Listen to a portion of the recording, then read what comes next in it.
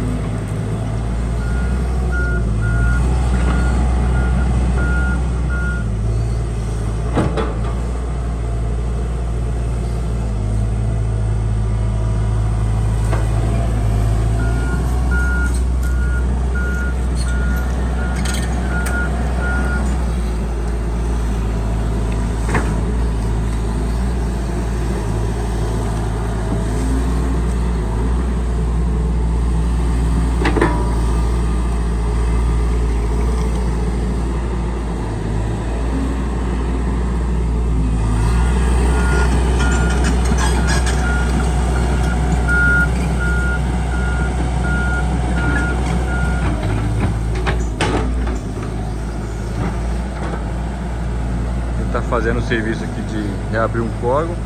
Tem um alinhamento para cima ali, já estava entupindo, então vou dar uma reabertura aqui para a água fluir direitinho e não dar nenhum problema nas manilhas, no alinhamento ali para cima. E o cara é bom mesmo, ele sabe fazer, não perde uma conchada. Isso é bruto. É o galeto capixaba.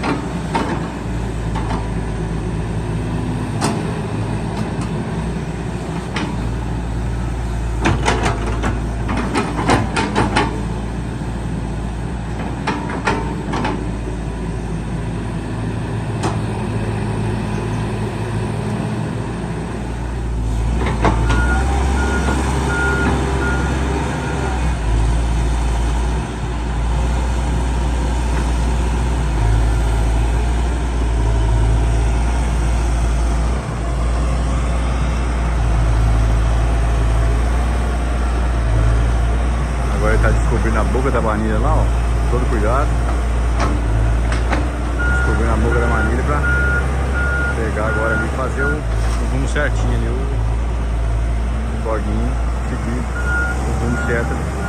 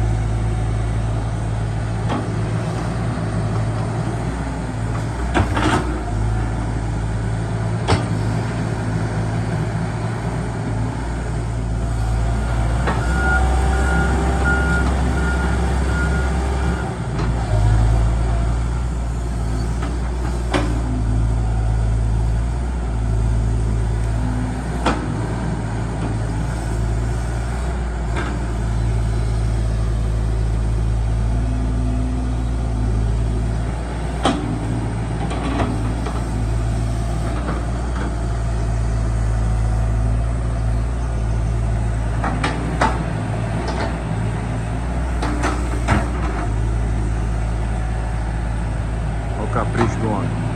O homem é caprichoso pra danar. O galeto caprichado esse aí.